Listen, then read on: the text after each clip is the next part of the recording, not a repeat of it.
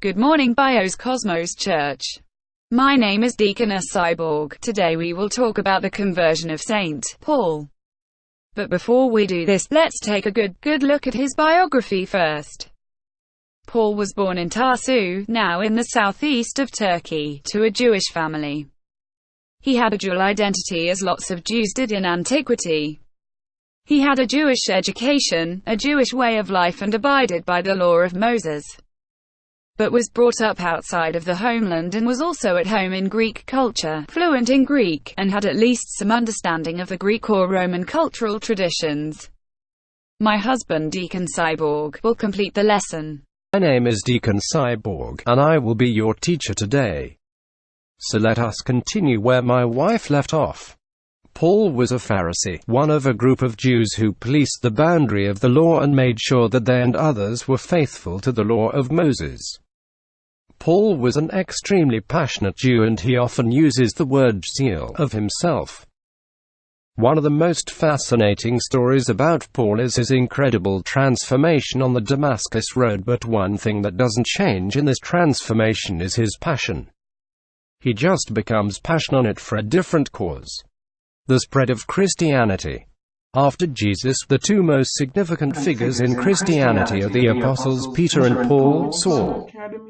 Paul, in particular, takes a leading role in spreading the teachings of Jesus to Gentiles, non-Jews, in the Roman Empire.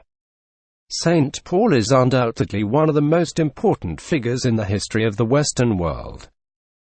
Famously converted on the road to Damascus, he traveled tens of thousands of miles around the Mediterranean spreading the word of Jesus.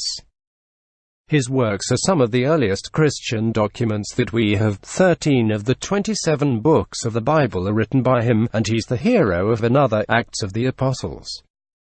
What we know about Paul comes from two extraordinary sources.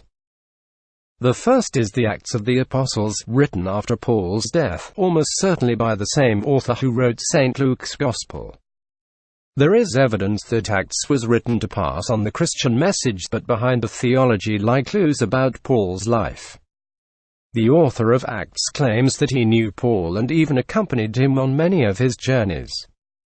The second source is Paul's own letters. They represent Paul's own version of events, and it seems reasonable to accept him as the more reliable account. In his letters, we also discover the Paul who writes warmly of his friends, both men and women, the Paul who frets about how the members of his churches are coping without him and who defends the status as true converts, and the Paul who appeals for the freedom of a slave.